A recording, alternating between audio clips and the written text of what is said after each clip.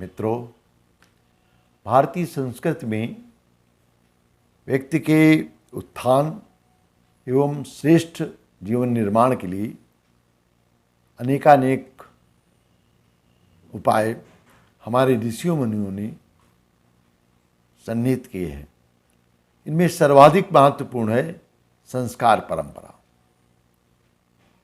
सभी जानते हैं 16 संस्कार हमारी संस्कृति की मुख्य अंग हैं।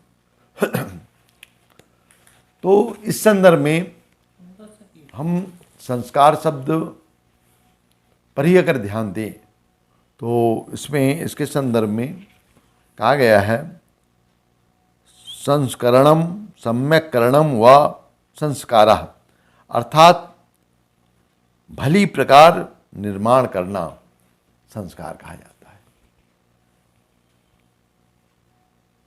ये मानवीय जीवन के संदर्भ में है, सांसारिक जीवन के संदर्भ में। हम जो धातुएं हमें चमकती हुई दिखाई पड़ती है, वस्तुतः वह मूल रूप से इस तरह की नहीं होती, अपितु जब उनकी खुदाई होती है तो ओर के रूप में वो निकलती हैं। उन्हें विभिन्न रासायनिक एवं भौतिक प्रक्रियाओं से गुजारा जाता है, तब वह एक अच्छी धातु का रूप लेते हैं। ठीक इसी प्रकार मनुष्य अनेकानेक योनियों से होकर के मनुष्य रूप धारण करता है। अतः तमाम सारे कुसंस्कार, कमियां, बुराइयां उसमें स्वाभाविक रूप से होते हैं। तो संस्कार प्रक्रिया के माध्यम से उन सब का निवारण करके एक श्रेष्ठ व्यक्तित्व के निर्माण की आधारशिला रखी जाती है। और हम आगे विवेचन में देखेंगे कि इन संस्कारों में खास बात यह है कि जिस आयु के जिस काल खंड में जिस बिंदु पर विशेष ध्यान देने की आवश्यकता है, उसी संदर्भ में उसका शिक्षण भी इस संस्कार प्रक्रिया के अंतर्गत दिया जाता है। बालक छोटा होता है, वो तो नहीं समझता, किंतु अन्नप्राशन, मुंडन आदि संस्कारों के माध्यम से अभिभावकों को प्रशिक्षित किया जाता है कि बच्चे के प्रति कैसा व्यवहार करना है, कैसा परिवेश उसे प्रदान करना है, ताकि वो श्रेष्ठ जीवन जी सके, अच्छे गुणों का निर्माण उसमें उद्भव हो सके और जो बुराइयां हैं शनै शनै समाप्त होती चली जाए। इस संदर्भ में विशेष रूप से ध्यान रखा जाता है। तो आइए हम सब इसके महत्व को स्वीकारें और अपने परिवार में संस्कार परंपरा का पुनर्जीवन करें। एक विशेष बात है, सामान्यतः लोग कहने लगते हैं हम संस्कार कराने जाएं तो बड़ा व्ययसाध्य हो गया है, बड़ी जटिलता हो गई है। इस संदर्भ में बहुत महत्वपूर्ण बात है कि गायत्री परिवार द्वारा एक प्रचंड आंदोलन चलाया गया है, जिसमें निःशुल्क संस्कार संपन्न किए जाते हैं। कोई भी दक्षिणा की अनिवार्यता नहीं होती और सहज रूप से थोड़ी सामग्री के माध्यम से ये कार्यक्रम संपन्न हो जाते हैं। इसमें कर्मकांड तो होते ही हैं, किंतु उससे भी महत्वपूर्ण इसका शिक्षण का पक्ष होता है, जिसके द्वारा अभिभावकों को बताया जाता है कि बालक के श्रेष्ठ निर्माण के लिए आपको क्या क्या आचरण करना चाहिए, कैसा घर में वातावरण इसे प्रदान करेंगे और किन कमियों के निवारण पर आपका विशेष ध्यान होना चाहिए। इस संदर्भ में और खास रूप से ये सब सारी प्रक्रिया यज्ञ देवता के माध्यम से होती है। यज्ञ द्वारा देवताओं का आह्वान किया जाता है, आहुतियों के माध्यम से, सुगंधित पदार्थों के माध्यम से आहुतियाँ दे करके उन्हें प्रसन्न किया जाता है और उस सुरम्य वातावरण में ये संस्कार संपन्न किए जाते हैं और हम परिवारीजनों के साथ ही देवताओं का भी आशीर्वाद प्राप्त करते हैं। ये कहीं उस संस्कार के महत्व को और भी बढ़ा देता है। अब हम देखें तो वैसे तो 16 संस्कार बताए गए हैं, किंतु आज के परिवेश से कुछ जो व्यवहारिक संस्कार हैं उन पर भी हम ज़्यादा चर्चा करते हैं। पुंसवन संस्कार वस्तुतः बहुत ही महत्वपूर्ण संस्कार है, जिसके द्वारा हम ये निर्धारण करते हैं कि हमारे परिवार में किस प्रकार से श्रेष्ठ आत्माओं का अवतरण हो और उनका इस प्रकार से प्रशिक्षण किया जाए कि वे ऐसा जीवन जिए कि परिवार का नाम रोशन हो और समाज को एक श्रेष्ठ व्यक्तित्व प्रदान हो। इसके लिए विधि व्यवस्था कोई बहुत कठिन नहीं, यज्ञ के माध्यम में संस्कार का प्रयोजन बताया जाता है कि इस समय गर्भिणी का जो भी आचरण होगा वो बालक के व्यक्तित्व के निर्माण में अत्यधिक महत्वपूर्ण होगा। अभिमन्यु का उदाहरण सभी लोग जानते हैं। गर्भकाल में ही अभिमन्यु ने विद्या प्राप्त की थी। केवल अभिमन्यु का ही नहीं और तमाम सारे उदाहरण, प्रहलाद का उदाहरण भी उसी श्रृंखला में आता है। कहते हैं नारद ऋषि ने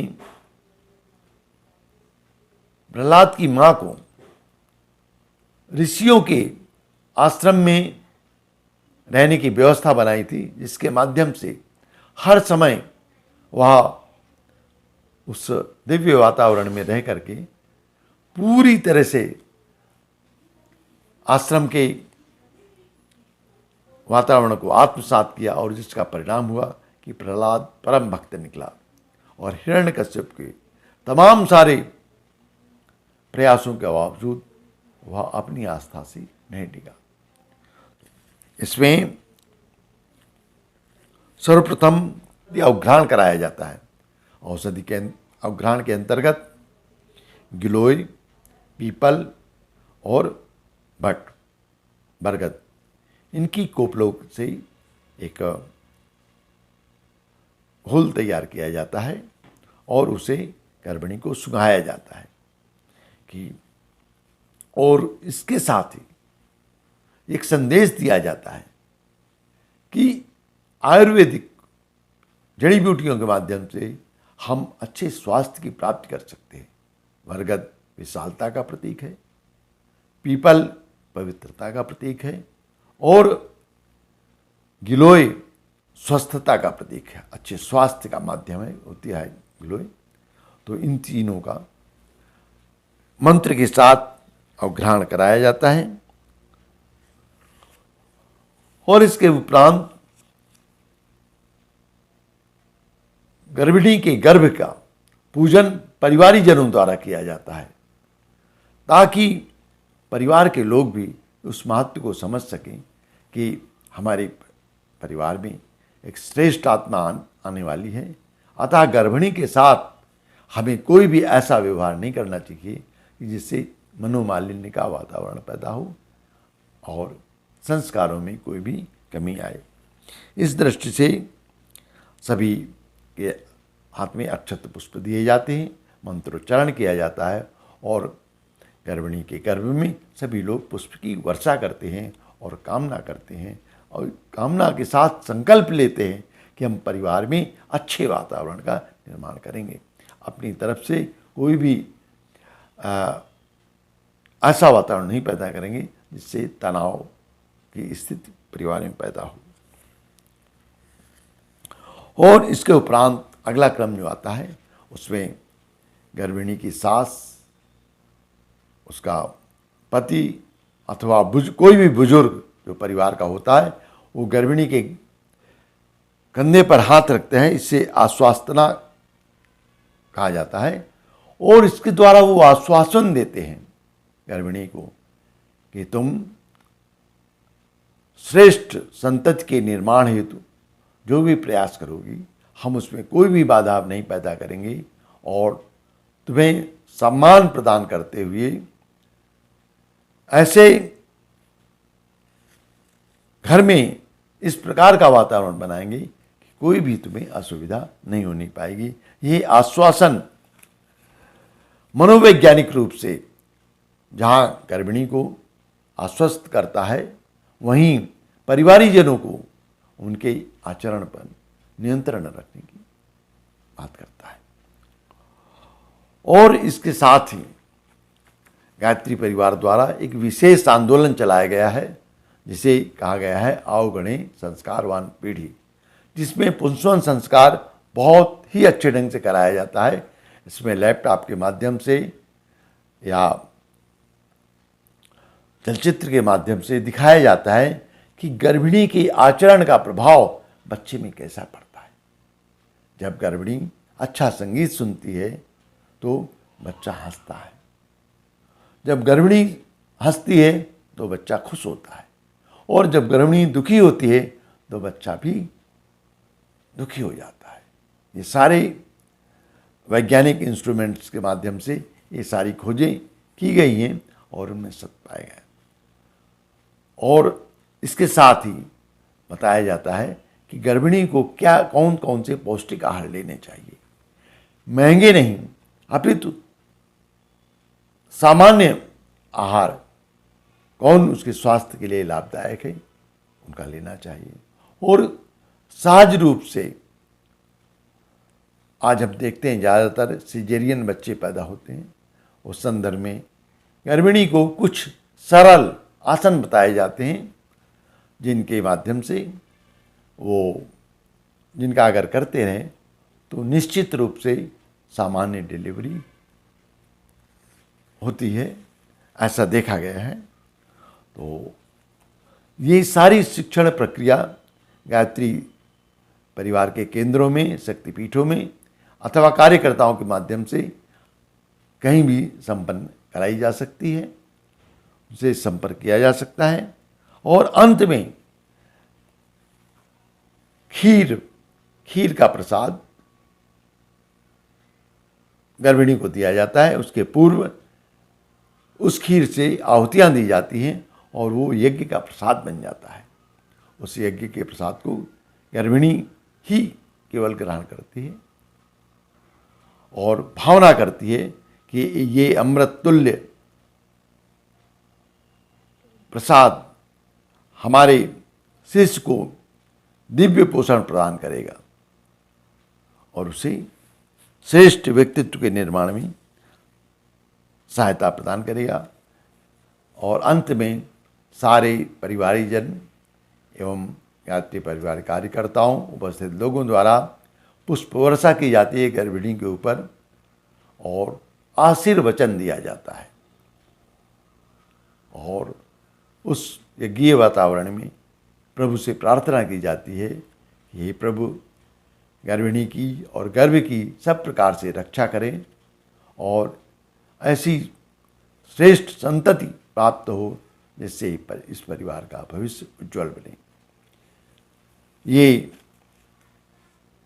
प्रथम संस्कार होता है और इसके उपरांत नामकरण संस्कार होता है। जब बच्चे का जन्म हो जाता है तो उसके बाद, वैसे तो 10 दिन बाद का विधान है, किंतु अपनी सुविधा से आप आगे पीछे भी इसे करा सकते हैं। इसमें वस्तुतः बच्चे की व्यक्तित्व को एक संज्ञा प्रदान की जाती है, उसे एक अस्तित्व का बोध कराया जाता है कि अब बच्चा तो अबोध होता है, किंतु परिवारीजनों को बोध कराया जाता है कि अब बच्चे का निर्माण किस प्रकार से करना है। इसके अतिरिक्त इन मंत्र, इन प्रक्रियाओं का, कर्मकांडों का बच्चे के सूक्ष्म अचेतन मन में बहुत बड़ा प्रभाव पड़ता है, जो आगे चल कर के एक अच्छा माध्यम प्रदान करता है। तो इसमें सर्वप्रथम बालक की, जो कि कई जन्मों से होकर के आया है, विभिन्न योनियों से, तो सर्वप्रथम बच्चे का पर जल की वर्षा करके उसका अभिषेक किया जाता है, उसे पवित्र बनाया जाता है, इस भावना के साथ कि ये अब हमारे परिवार का महत्वपूर्ण अंग है, हमारे परिवार का भविष्य है, तो इसका जीवन सब प्रकार से पवित्र बने, मंत्रों के साथ उस पर जल वर्षा की जाती है। और इसके बाद मेखला बंधन किया जाता है। मेखला बंधन अर्थात प्रतीक रूप में हम कलावे, कमर में कलावा बांध देते हैं और उससे संकेत देते हैं कि कलावा कमर कस करके तैयार रहना है, अर्थात सदैव अलर्ट रहना, आलस्य और प्रमाद जीवन में ना आने पाए, ये इस कलावा बांधने का तात्पर्य होता है। और प्रारंभ से ही जब परिवारिक जन उसका ध्यान देंगे तो बच्चा आलसी और प्रमादी नहीं होगा, उसमें एक जागृति और सचेष्टता सदैव बनी रहेगी। ये मेखला बंधन के अर्थ होता है। अब इसके बाद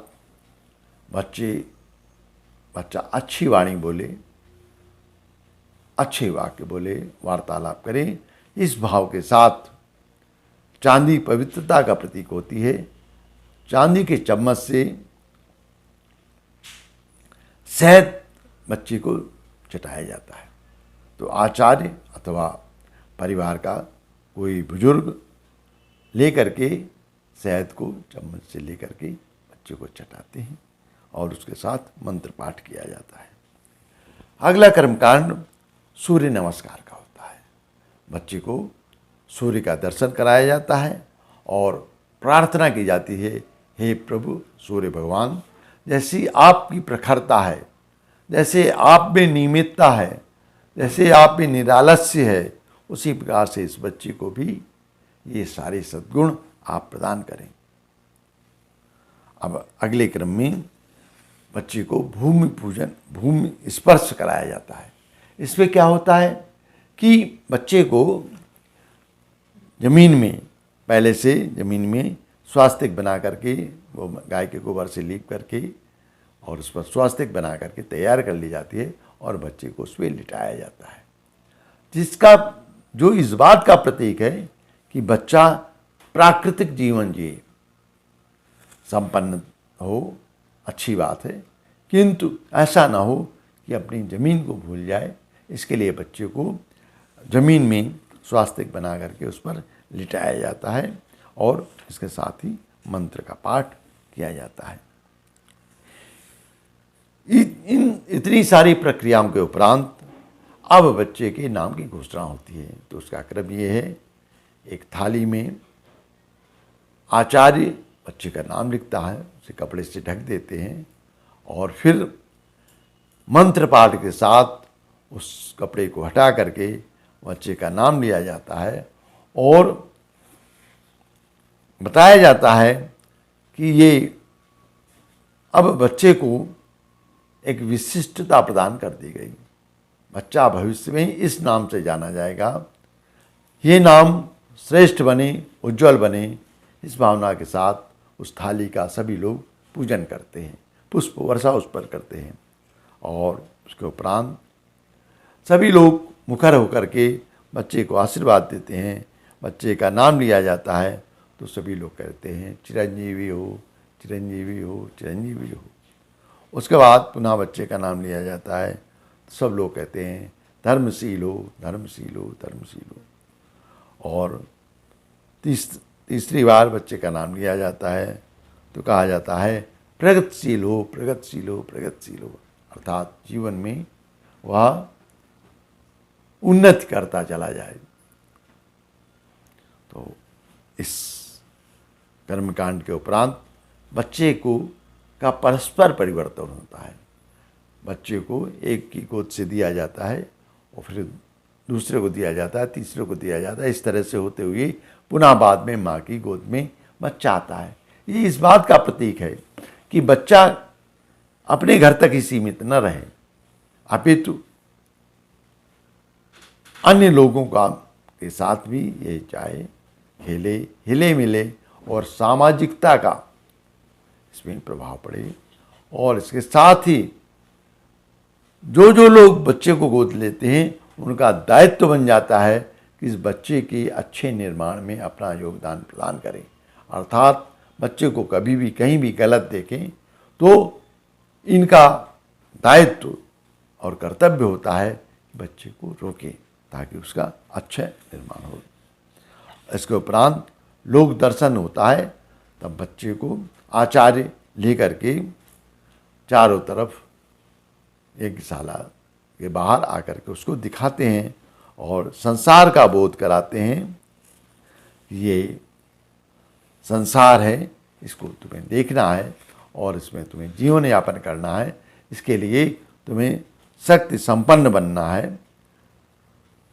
और विशेष रूप से बाल प्रबोधन की प्रक्रिया होती है, जिसमें आचार्य बच्चे के कान में ले जा करके कहता है, शुद्धोसि बुद्धोसि निरंजनोसि संसार माया परिवर्जनोसि संसार माया त्यज मोह निद्राम त्वाम सद्गुरु शिक्षेति सूत्रम। इस प्रकार से बच्चे के कान में कह करके कहीं ना कहीं अचेतन मन में ये भाव स्थापित किया जाता है कि तुम शुद्ध बुद्ध चैतन्य आत्मा हो, तुम शरीर नहीं हो, ये संसार माया है, तुम्हें इस संसार की माया में फंसना नहीं है। इस प्रकार से नामकरण का संस्कार पूर्ण हो जाता है। अब आगे के क्रम में आता है अन्नप्राशन संस्कार। अन्नप्राशन संस्कार वो होता है जब बच्चा थोड़ा बड़ा हो जाता है तो उसे अन्न देना प्रारंभ किया जाता है। तो सर्वप्रथम उसे यज्ञ से अवशिष्ट अन्न ही प्रदान किया जाता है, जो कि पवित्रता का प्रतीक है, श्रेष्ठता का प्रतीक है। और इस माध्यम से शिक्षण प्रदान किया जाता है कि बच्चा सदैव पवित्र, पौष्टिक और श्रेष्ठ आहार ही ग्रहण करे। इसके लिए खीर की व्यवस्था कर ली जाती है और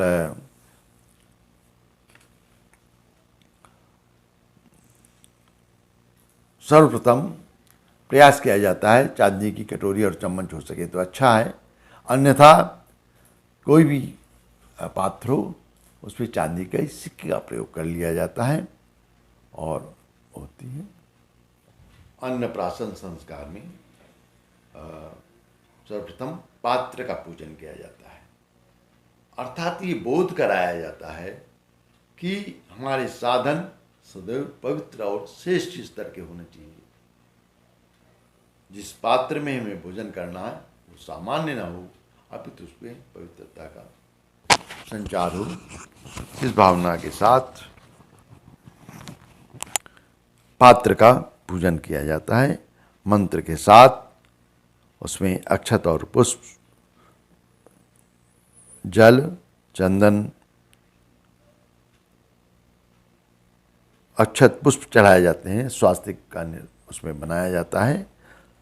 और इसके बाद जो खीर प्राय होती है, तो खीर को पवित्र बनाने की दृष्टि से पात्र में थोड़ा सा घी डाला जाता है और खीर डाली जाती है और उसे मिलाया जाता है। घी स्नेह का प्रतीक है, तो बच्चे के जीवन में स्नेह का समावेश हो और पवित्रता उसके जीवन में आए, इसके लिए तुलसी दल का टुकड़ा डाला जाता है और गंगा जल की कुछ बूंदें पात्र में डालकर मिलाया जाता है।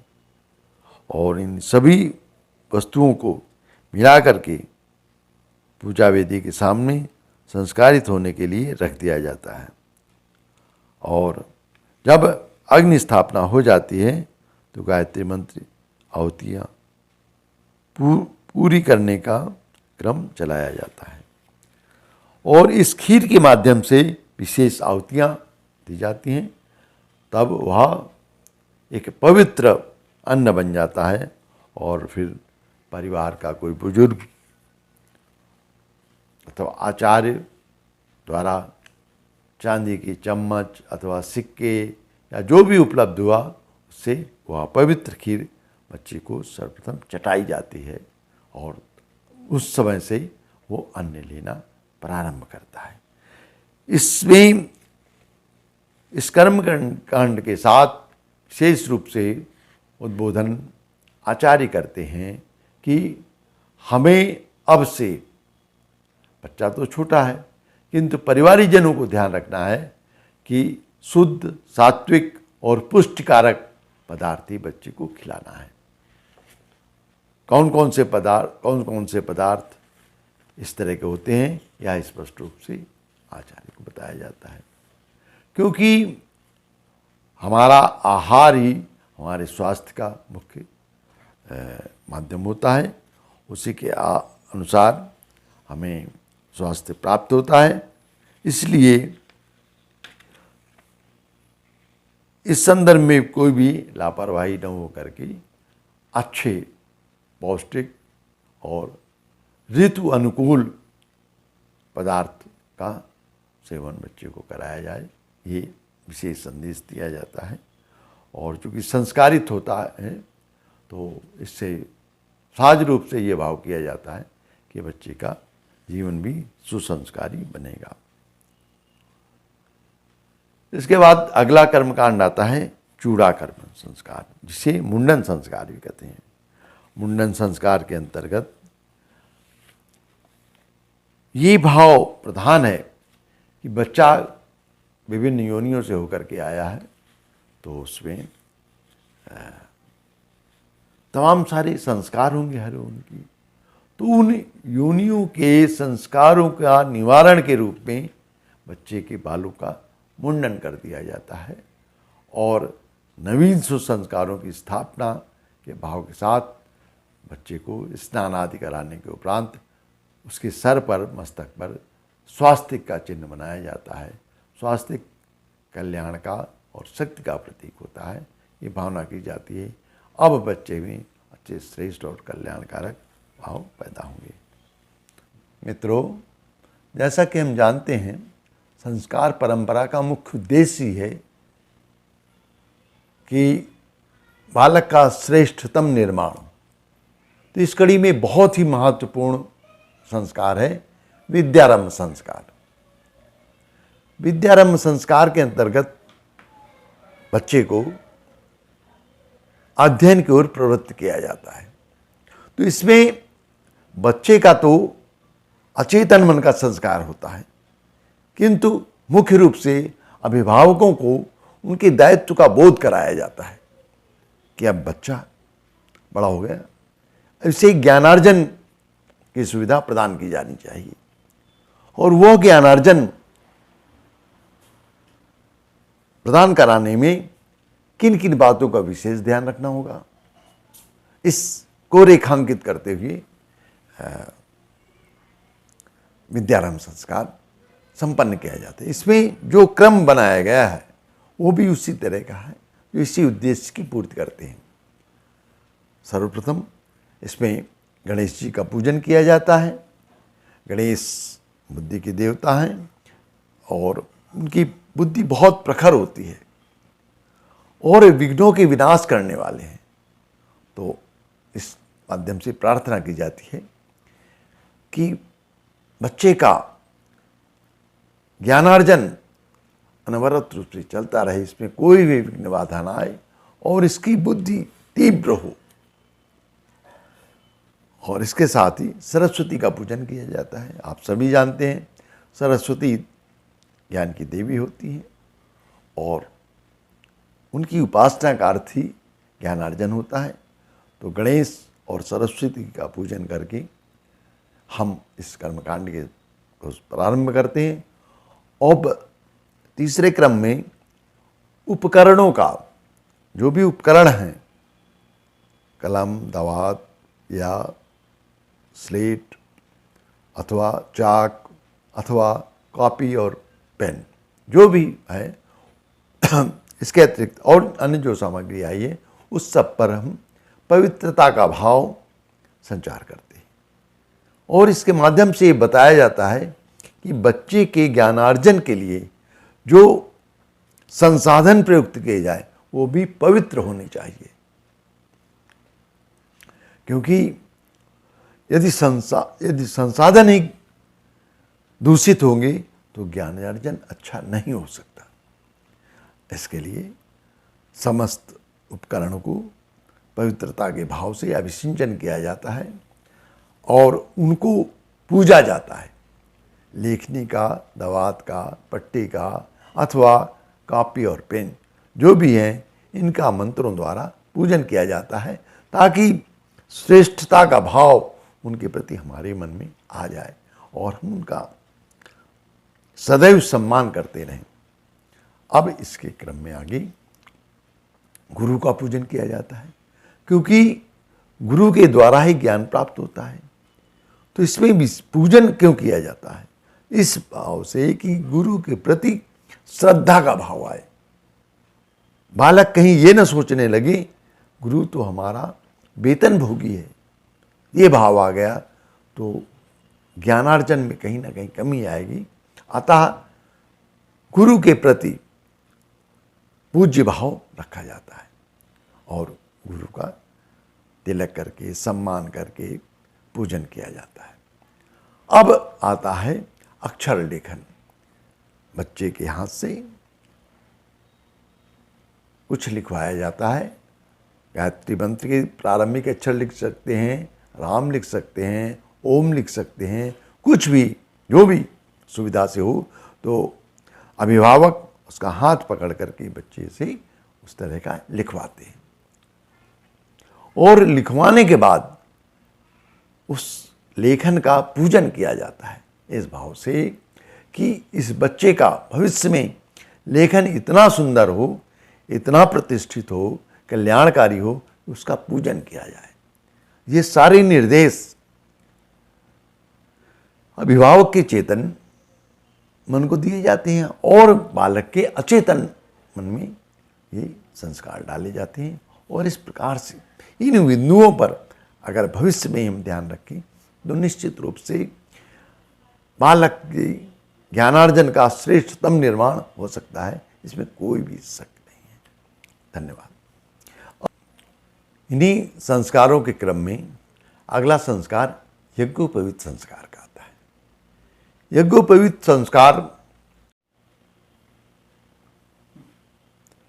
की शिखा और सूत्र भारतीय संस्कृति के प्रतीक होते हैं, तो इनकी गरिमा और महत्ता को रेखांकित करते हुए यज्ञोपवीत संस्कार किया जाता है। यज्ञोपवीत संस्कार के माध्यम से वस्तुतः एक व्रतबंध है। बालक जब बड़ा हो जाता है तो उसको कुछ बंधनों में बांधा जाता है ताकि उसका श्रेष्ठतम निर्माण हो सके। जो उसके अंदर जो ऊर्जा पैदा हो रही है, ऊर्जा एक विशिष्ट धारा में चले और बालक का आत्मिक उत्थान होता चला जाए। इसके लिए उसके सर्वप्रथम मेखला और कोपिन कहा होता है। मेखला कमरे में बांधी जाती है, जिसका अर्थ होता है कि बालक सदैव मुस्तैद बना रहे, आलस्य और प्रमाद इसके जीवन में कभी ना आए। क्योंकि कोई भी व्यक्ति उन्नति का पहला सूत्र है कि उसके जीवन में आलस्य और प्रमाद नहीं होना चाहिए। निरालस्यता ही प्रगति का सबसे बड़ा स्रोत होता है। अन्यथा एक काम किया, कुछ दिन किया, फिर आलस्य आ गए तो क्रम टूट गया, तो वो क्रम नहीं चल पाता। और इतना ही नहीं, मेखला एक तरह का जैसे फौजी या पुलिस में कोई सर्विस करता है और कोई उससे गलती हो जाती है तो उसको लाइन हाजिर कर दिया जाता है और उसकी बेल्ट उतरवा ली जाती है। वो इस बात का प्रतीक है कि तुमने आलस्य और प्रमाद बरता। तो जीवन में उस सर्विस में जिस तरह दोष है, उसी तरह से जीवन में भी आलस्य और प्रमाद करने से दोष आता है। अतः वो दोष ना आने पाए, मेखला उसके कमर में बांधी जाती है बच्चे की। और कोपीन अर्थात लंगोटी संयम का प्रतीक होता है। शक्ति संचय के लिए संयम अनिवार्य होता है, इसका सदैव ध्यान रहे। इसके प्रति विचार दृढ़तापूर्वक बने रहे। अब अगले क्रम में हम सूक्ष्म स्तर पर चर्चा कर रहे हैं। अगले क्रम में को दंड धारण का विधान है। एक दंड पलाश का दंड हो सकता है या जो भी सुविधा से उपलब्ध हो वो दंड बच्चे को दिया जाता है। इसके द्वारा उसको बोध कराया जाता है क्या कि संसार में जैसे सरकार की दंड व्यवस्था है उसी तरह ईश्वर की भी दंड व्यवस्था है, उससे सदैव सावधान रहना चाहिए और अपने जीवन में कभी ऐसा कार्य न होने पाए कि ईश्वर के दंड का हमें भागी होना पड़े। इसके लिए दंड का उसको दिया जाता है और दंड का पूजन कराया जाता है, दंड वो धारण करता है। इसका दूसरा सूत्र ये भी है, तुम इतने सामर्थ्यवान शक्तिवान बनो कि समाज में कहीं भी अन्याय हो रहा हो, अत्याचार हो रहा हो, गलत हो रहा हो तो तुम्हें इस दंड के सहारे तुमको उसका प्रतिकार करना है, उसका निराकरण करना है। ये दंड धारण का मुख्य उद्देश्य होता है। अब यज्ञोपवीत धारण के क्रम में सर्वप्रथम यज्ञोपवीत का पूजन किया जाता है। यज्ञोपवीत में जानते हैं कि इसमें इसकी संरचना के आधार पर सर्वप्रथम 5 देवताओं का आवाहन किया जाता है।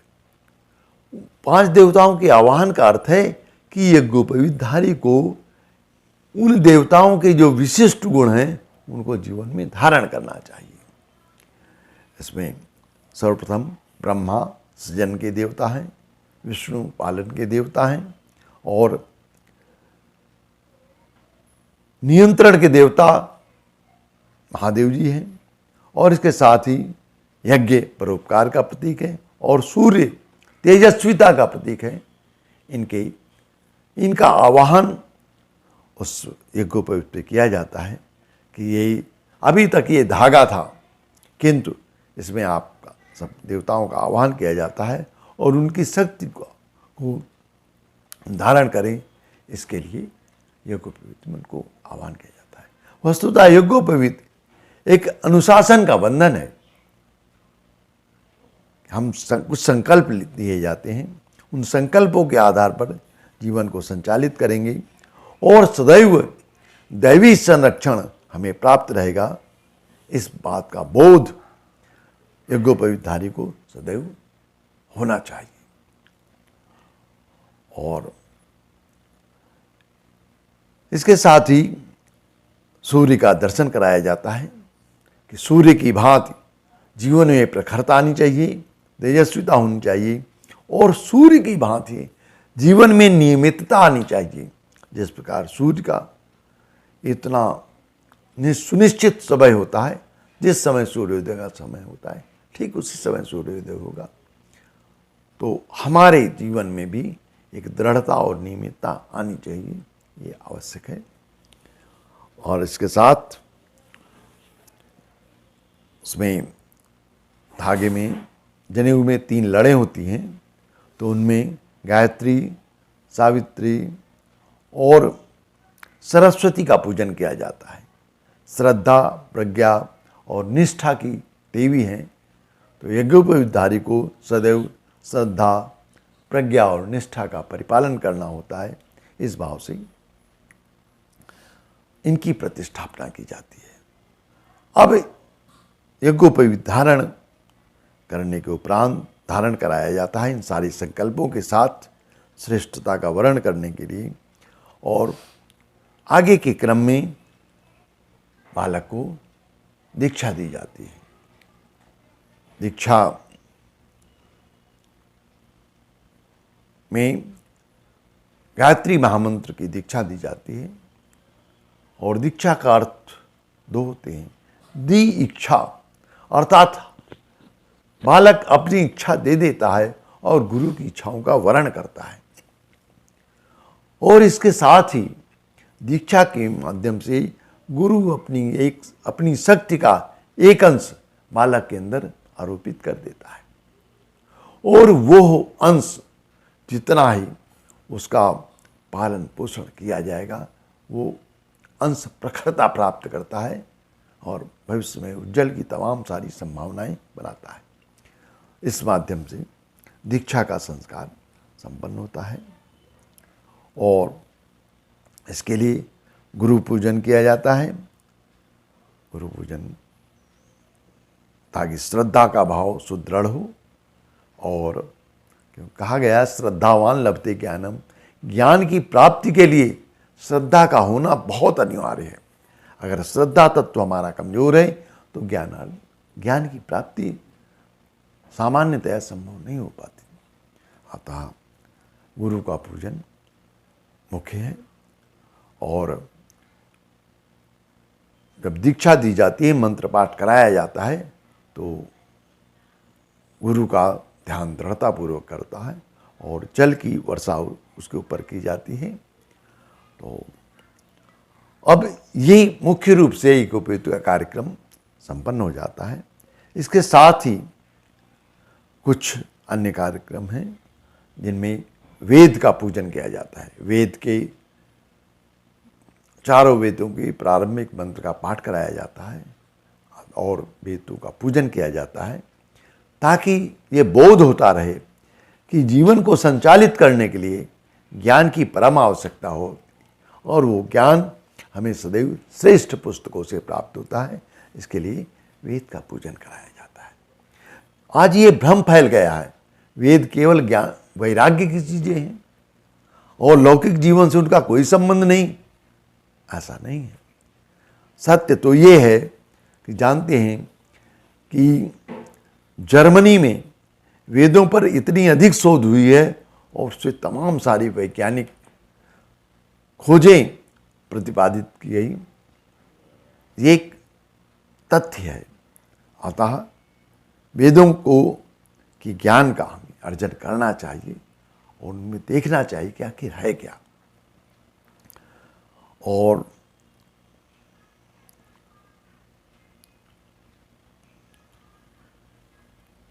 इसके साथ ही भिक्षाचरण का कार्यक्रम होता है, जिसमें बालक भिक्षा मांगता है। इसका अर्थ ये नहीं कि बालक को भिखारी बनाया जाता है, अपितु उसका उद्देश्य ये है कि किसी श्रेष्ठ कार्य के लिए समाज से लोगों से कुछ हमें मांगना पड़े तो कोई भी संकोच नहीं करना चाहिए, क्योंकि वो अपने लिए नहीं है, अपितु समाज के लिए है, समाज के उत्थान के लिए है, श्रेष्ठ कार्यों के लिए है। तो हमें उसमें कोई भी संकोच नहीं कीजिए। और इसका सबसे बड़ा उदाहरण महामना मदन मोहन मालवीय जी का है। उन्होंने भिक्षा के द्वारा कितना बड़ा सहयोग एकत्र किया और बनारस हिंदू यूनिवर्सिटी जैसा विशाल संकाय स्थापित किया। तो इसका उद्देश्य यही है कि कभी भी अगर आवश्यकता पड़े तो समाज के लिए मांगने के लिए, तो इसमें कोई भी संकोच करने की आवश्यकता नहीं। जन सहयोग के द्वारा बड़े बड़े प्रकल्प पूरे होते हैं। इससे जहाँ एक और प्रकल्प पूरे हो जाते हैं, वहीं दूसरी ओर लोगों में दान देने की प्रवृत्ति भी जीवित रहती है, जो उनका निजी जीवन में उनको उल्लास और हर्ष प्रदान करने के साथ एक अच्छी प्रवृत्ति से जोड़े रहती है। इन सारे कर्मकांडों के उपरांत अंत में बच्चे को गुरु दक्षिणा का संकल्प कराया जाता है, जिसमें निचोड़ रूप में, सारांश रूप में बच्चे से संकल्प कराया जाता है कि जो भी श्रेष्ठ बातें बताई गई हैं, उन समस्त श्रेष्ठ बातों का जीवन में परिपालन करोगे और इस मनुष्य जीवन को उच्चतम स्थिति तक ले जाने का प्रयास करोगे। और इसके लिए जो अनुशासन बताए गए उनका हम दृढ़ता से, नियमितता से पालन करेंगे और विश्वास रखेंगे कि ईश्वरीय संरक्षण हमें प्राप्त है, दिव्य सत्ता का साथ, गुरु का साथ हमें सदैव प्राप्त होता रहेगा और निर्विघ्न रूप से हमारी विकास की, प्रगति की यात्रा चलती रहेगी। संस्कारों की परंपरा में सबसे सर्वाधिक महत्वपूर्ण संस्कार आता है, वो होता है विवाह संस्कार। यहाँ विवाह संस्कार के संदर्भ में पूरा विवेचन तो नहीं करेंगे, किंतु उसके मुख्य मुख्य जो घटक हैं, जो क्रियाएं कर्मकांड संपन्न किए जाते हैं, उन पर बहुत संक्षिप्त हम चर्चा करेंगे और उनका तत्व दर्शन समझने का प्रयास करेंगे। विवाह संस्कार में जैसे कि सभी जानते हैं, द्वारचार में वर का स्वागत किया जाता है और उसके द्वारा उसको बोध कराया जाता है कि तुम श्रेष्ठ हो, तभी सारे लोग तुम्हारा स्वागत कर रहे हैं। अतः आज से तुम्हें संकल्प लेना है कि तुम्हें श्रेष्ठता ही धारण करनी है। अगर कोई भी कमियां हैं तुम्हारे अंदर तो उन कमियों को दूर करना है, क्योंकि जो सम्मान आज मिल रहा है तुम्हें, उस सम्मान को मेंटेन रखना है। इस भाव के साथ वर का स्वागत सारे लोग करते हैं और पुरोहित मंगलाष्टक का पाठ करते हैं। उसके द्वारा समस्त दिव्य शक्तियों को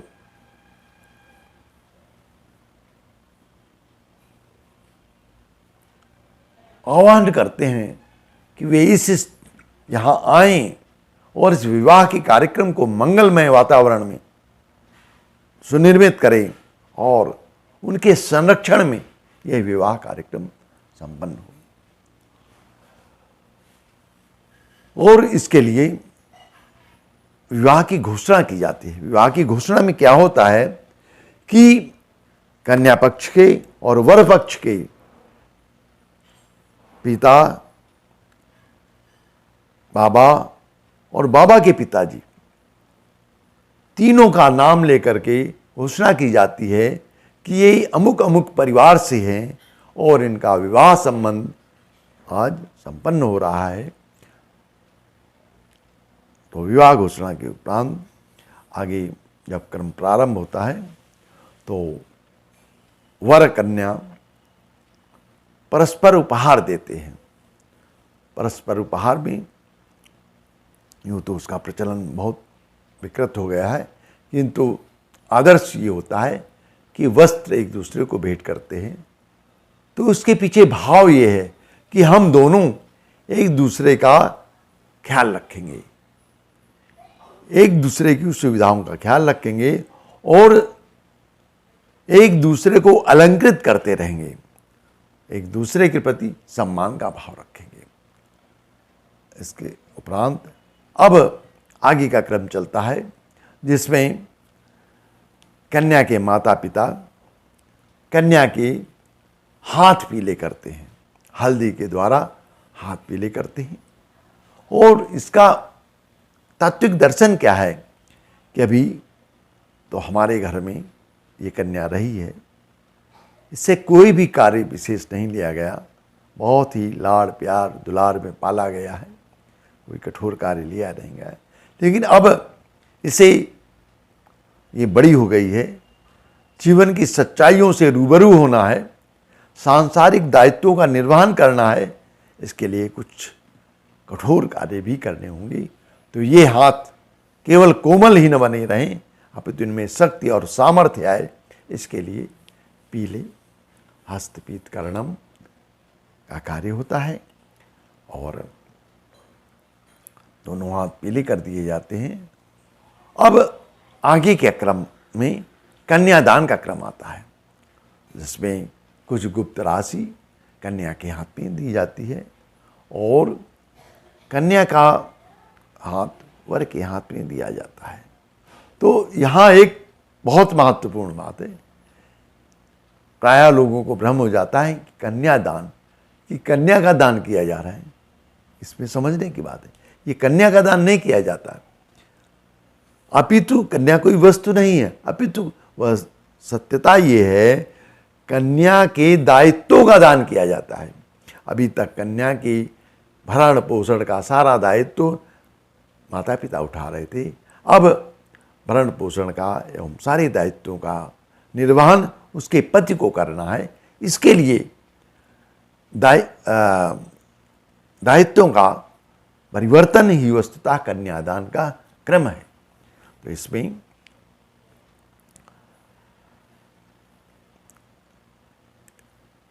कोई भी भ्रम नहीं पालना चाहिए।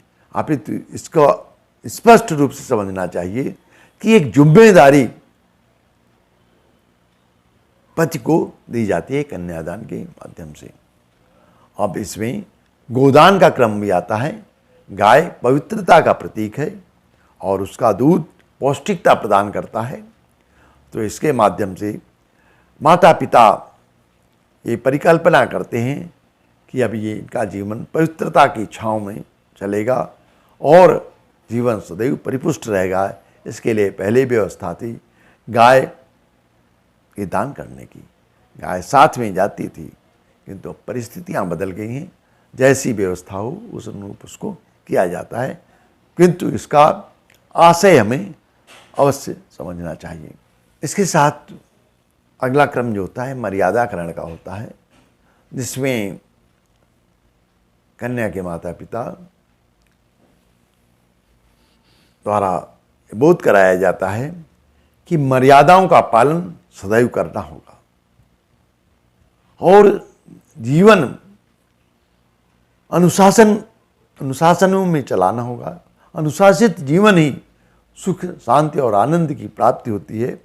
अतः मर्यादाओं का सदा ध्यान रखा जाए। इस आधार पर आगे पाणिग्रहण का क्रम होता है। पाणिग्रहण के क्रम में कन्या वर के अपना हाथ देती है और वर कन्या को अपना हाथ देता है और इस प्रकार से हाथ मिलाने जैसी स्थिति बनती है और दोनों ये संकल्प लेते हैं हम साथ साथ जीवन का निर्वहन करेंगे, सारे दायित्व अपने अपने दायित्व निभाएंगे ताकि हमारा ये मिलन जीवन को श्रेष्ठता प्रदान करे, परिपूर्णता प्रदान करे। और इसके साथ ही आगे का क्रम ग्रंथि बंधन का आता है। ग्रंथि बंधन के अंतर्गत इसमें 5 चीज़ें साथ में बांधी जाती हैं। कपड़े के बाद बंधन किया जाता है, कपड़े के माध्यम से उसमें 5 चीज़ें बांधी जाती हैं। इसमें कुछ पैसा होता है, पुष्प होता है, दूर्वा होती है, हल्दी होती है और अक्षत होता है। इन 5 के अपने अपने निर्दिष्ट उद्देश्य और शिक्षाएं हैं, उनका हमें जीवन में धारण करना ही चाहिए। कहा नहीं जाता कि इस बात को गांठ में बांध लो। तो ये गांठ में जीवन को अच्छे ढंग से संचालित करने के लिए ये चीज़ें गांठ में बांधने वाली होती हैं। क्या? पैसा। जीवन में पैसे को सदा महत्व देना चाहिए, उसका सम्मान करना चाहिए, कभी भी अपव्यय नहीं करना चाहिए। कहा गया जो पैसे का अपमान करता है पैसा उसका अपमान करता है। और पुष्प के समान खिलता हुआ हमारा जीवन हो। दूर्वा, धूप जो होती है प्रायः देखा जाता है कि गर्मी के दिनों में पानी न मिलने के कारण सूख जाती है, लगता है मर गई, किंतु ऐसा नहीं होता। उसे थोड़ा सा पानी आप डाल दीजिए तुरंत वो हरी भरी हो जाती है। इसी प्रकार से वैवाहिक जीवन में तमाम सारे दायित्वों को निर्वहन करते हुए, तमाम जीवन की कठोरताओं का सामना करते हुए कभी कभी ऐसा लगता है पति पत्नी के बीच में स्नेह संबंध सूख गए हैं, किंतु वस्तुतः ऐसा होता नहीं। दूर्वा ये बात याद दिलाती है कि जब भी जल रूपी जल की भांति स्नेह का प्रवाहित किया जाएगा परस्पर, तो पुनः जीवन उसी तरह हरा भरा हो जाएगा। और हल्दी स्वास्थ्य का प्रतीक है। सदैव ध्यान रखना चाहिए कि हल्दी में अकेले सबसे बड़ा एंटीबायोटिक होता है, सभी लोग जानते हैं, बताने की आवश्यकता नहीं। तो हल्दी की भांति ही अन्य जो हमारी प्रचलन में जड़ी बूटियां हैं, उनके द्वारा स्वास्थ्य प्राप्त करने का हमें ध्यान रखना चाहिए। छोटी छोटी बातों के लिए एलोपैथी की ओर हमें नहीं भागना चाहिए। और इसके साथ ही अक्षत होता है। अक्षत जो छत न हो, चावल जो पूर्ण हो, तो अक्षत इसी बात का प्रतीक है कि हमारे सारे संकल्प, हमारा स्नेह, हमारे दायित्व सब कुछ अक्षत रहे, कहीं भी टूटे नहीं और इसी प्रकार से निर्वहन चलता रहे। तो ग्रंथि बंधन के उपरांत अब वैवाहिक क्रम प्रारंभ होता है, जिसमें वर और वधू की प्रतिज्ञाएं होती हैं। अच्छे जीवन के निर्माण के लिए दोनों अपनी अपनी जिम्मेदारियों का वर्ण करते हैं और उद्घोषणा करते हैं। एक तरह से संकल्प लेते हैं कि हम अपने जीवन का संचालन इस प्रकार से करेंगे और उन प्रतिज्ञाओं के परिपालन के आधार पर वस्तुतः एक अच्छे जीवन का निर्माण होता है। और कहीं भी कुछ कमी आ जाती है तो निश्चित रूप से उन प्रतिज्ञाओं के परिपालन की कमी हुई, वो व्रत टूटते हैं, तभी कोई ना कोई तमाम सारे विकार जीवन में पैदा होते हैं। अतः बहुत आवश्यक है आज के परिवेश में दाम्पत्य जीवन में आने वाले तनाव को दूर करने के लिए कि हम उन प्रतिज्ञाओं को बार बार दोहराते रहें। इसी कारण से गायत्री परिवार में विवाह दिवस मनाने की परंपरा प्रारंभ की गई है और एक तरह से वो विवाह दिवस विवाह का एक नवीनीकरण होता है। उसमें मुख्य मुख्य सारी चीज़ें दोहराई जाती हैं।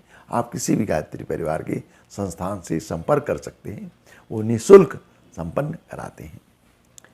अब आगे के क्रम में यज्ञ प्रक्रिया संपन्न होती है। यज्ञ किया जाता है, देवताओं को यज्ञ के माध्यम से संतुष्ट किया जाता है और उसमें मुख्य आहुति होती है प्रायश्चित होम की। प्रायश्चित होम का अर्थ ये है कि अब तक हमारा जीवन जैसा भी रहा वो कोई बहुत मायने नहीं रखता, आज से हम नया जीवन प्रारंभ करते हैं और इसके लिए हम प्रायश्चित की आहुति दे रहे हैं। अभी तक अगर कुछ गलतियां हुई हैं तो उसका हम प्रायश्चित करते हैं, उसकी आहुति दे रहे हैं और उसके अब हम जीवन को इन प्रतिज्ञाओं के आधार पर जीवन को संचालित करेंगे और उसे श्रेष्ठता प्रदान करेंगे। अगले क्रम में शिलारोहण होता है। एक पत्थर पे दोनों वर वधू पैर रखते हैं और इस बात का प्रतीक होता है कि हमारा ये संबंध इस पत्थर की भांति सुदृढ़ रहेगा, मजबूत रहेगा, इसमें कोई कमजोरी कभी भी नहीं आने पाएगी। अब आगे के क्रम में लाजा होम का क्रम आता है। लाजा होम में कन्या का भाई खील अथवा धान कन्या के हाथ में देता है और कन्या वर को देती है और वर उसको यज्ञ में डाल देता है। अर्थात उसका ये क्रम बनाया जाता है कि हमें जो कुछ भी प्राप्त होगा उससे अपने पालन पोषण के साथ ही समाज के कल्याण का भी सदैव ध्यान रखेंगे। अब लाजा होम के उपरांत सप्तपदी होते हैं। सप्तपदी में चावल के साथ ढेरी लगाए जाते हैं और 7 कदम दोनों साथ साथ चलते हैं। वो 7 कदम किस उद्देश्य के लिए होते हैं? पहला तो ये अभिप्राय होता है कि हम अब साथ साथ चलेंगे, हम अकेले नहीं हैं। और दूसरे 7 कदम किसी न किसी दायित्व की बोध के होते हैं कि हम अन्न, वस्त्र, बल, धन, सुख, परिवार पालन, ऋतुचर्या और मित्रता, इन सारे बिंदुओं का विशेष रूप से पालन करेंगे, इनका निर्वहन करते रहेंगे। इसके लिए सप्तपदी होती है। और अब सप्तपदी के उपरांत आसन परिवर्तन कर दिया जाता है। अभी तक कन्या वर के दाहिने थी, अब बाएं आ जाती है और आगे का क्रम संपन्न होता है, जिसमें पाद प्रक्षालन अर्थात जिसको पैर पूजने की प्रवृत्ति कहते हैं वो संपन्न होती है। कन्या पक्ष के परिवारीजन वर और कन्या की पैरों को पूजते हैं इस भाव के साथ कि आप दोनों श्रेष्ठ हैं, हम सम्मान करते हैं और आपका पूजन करते हैं, और इस गरिमा को आप सदैव बनाए रखिएगा। इसके अब आगे के क्रम में ध्रुव और ध्रुव तारे का दर्शन किया जाता है। उसका अर्थ क्या होता है कि ध्रुव तारे की भांति हम में दृढ़ता रहेगी। ध्रुव अटल, ध्रुव की अटलता सभी जानते हैं, तो हम में दृढ़ता रहेगी, हम में कोई कमजोरी नहीं आएगी, और सूर्य की भांति हम तेजस्वी और नियमित रहेंगे। प्रखरता जैसे सूर्य में होती है वैसे हमारे जीवन में भी प्रखरता आएगी। आगे के क्रम में सिंदूर दान का क्रम होता है। वर कन्या की सिंदूर लगाता है और कन्या वर की मंगल तिलक करके उसका सम्मान करती है, और इसके साथ ही वैवाहिक क्रम लगभग पूर्ण हो जाता है और समस्त परिवारीजन अभिषेक के मंत्रों के द्वारा समस्त देवताओं को साक्षी बनाते हुए उनसे प्रार्थना करते हुए वर और वधू के ऊपर पुष्प वर्षा करते हैं, इस भावना के साथ इनका जीवन मंगलमय हो, कल्याणमय हो और जीवन में सब प्रकार की उन्नति प्राप्त कर सके। तो बंधुओं, अगर हम विवाह संस्कार के इन उपाकर्मों को ठीक से समझें, उनका तत्व दर्शन जाने, तो हमारे जीवन में कभी अशांति आ नहीं सकती। विवाह के बंधन के द्वारा, विवाह के संस्कार के द्वारा वस्तुतः ऐसा एक साथी प्रदान किया जाता है जो हर स्थिति में सदैव साथ रहेगा। संपन्नता, विपन्नता, सुख दुख, आपत्ति विपत्ति, समस्या समृद्धि, किसी भी स्थिति में होगा, और कोई हो ना हो, लेकिन कम से कम एक साथी तो अनिवार्य रूप से होता ही है। लेकिन ये कब संभव है? तब संभव है जो अन्य स्थितियों का भी परिपालन किया जाए, तो निश्चित रूप से सुखद वैवाहिक जीवन का निर्माण किया जा सकता है। इसके लिए विशेष निवेदन कि हम सबको विवाह दिवस अवश्य मनाना चाहिए, क्योंकि उसमें सूक्ष्म रूप से पूरे मुख्य वैवाहिक कर्मकांडों का समावेश किया जाता और दायित्व बोध कराया जाता है। तो धन्यवाद। जीवन को परिपूर्णता प्रदान करने के लिए सारे संस्कार निर्मित गए हैं। एक बहुत महत्वपूर्ण संस्कार जो अब प्रायः लुप्त प्राय हो गया है, वो होता है वानप्रस्थ संस्कार। वानप्रस्थ संस्कार के माध्यम से व्यक्ति जब लगभग 65-70 साल का हो जाता है तो उसको ये बोध कराया गया कि पारिवारिक जीवन की सारी जिम्मेदारी पूर्ण हो गई, अब समाज के प्रति अपने उत्तरदायित्व के निर्वहन का समय आ गया है। इसके लिए वानप्रस्थ संस्कार कराया जाता था। वानप्रस्थ संस्कार संन्यास के पहले की सीढ़ी है, जिसमें व्यक्ति परिवार को पूरी तरह छोड़ता नहीं था,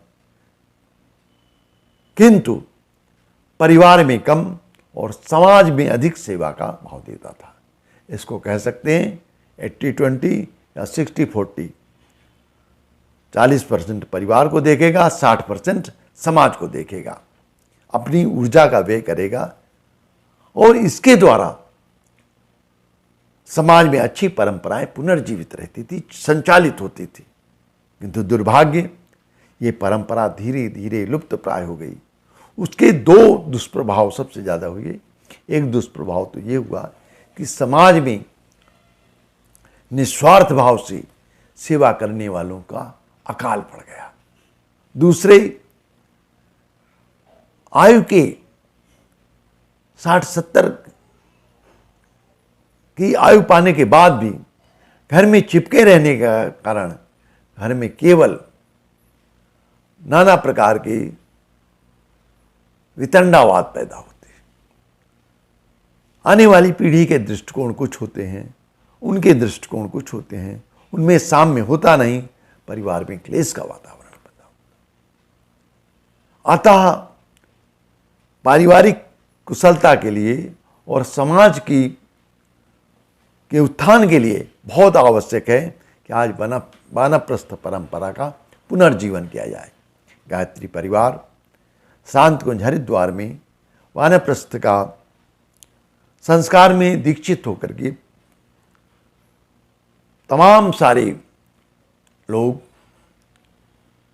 आज समाज सेवा में जुड़े हुए हैं, जिनको समाज से कुछ भी नहीं चाहिए, नाम मात्र का ब्राह्मणोचित निर्वाह लेकर के अनवरत रात दिन वे समाज की सेवा में संलग्न रहते हैं। इसके लिए उनको विभिन्न संस्कार संपन्न होते हैं। पीले वस्त्रों में बिठा करके उनको मुख्य रूप से बताया जाता है कि अब ये समाज ही तुम्हारा घर है। समाज की देखभाल और इसकी प्रगति के बारे में तुमको सोचना है। अपने परिवार के लिए तो कर चुके, और इसी क्रम में जुड़ते हुए उनको संकल्प, यज्ञोपवीत परिवर्तन, पंचदेव आवाहन, मेखला कोपीन धारण, पंचगव्य पान और धर्म दंड धारण के साथ पीत वस्त्र धारण और ऋषि पूजन, वेद पूजन, यज्ञ पुरुष पूजन आदि कर्म कांड संपन्न कराने के उपरांत उनको व्रत धारण कराया जाता है कि अब आपके क्या दायित्व हैं, इन दायित्वों के अनुसार ही जीवन को संचालित करना है। और जब व्रत धारण कर लिया जाता है, तब समस्त उपस्थित जनों द्वारा उनका अभिषेक किया जाता है, अभिनंदन किया जाता है कि आप महान हैं। संसार के दायित्वों के निर्वहन के लिए आपने अपना समय, श्रम, जीवन देने का संकल्प लिया। ये अत्यधिक स्तुत्य और प्रशंसनीय है।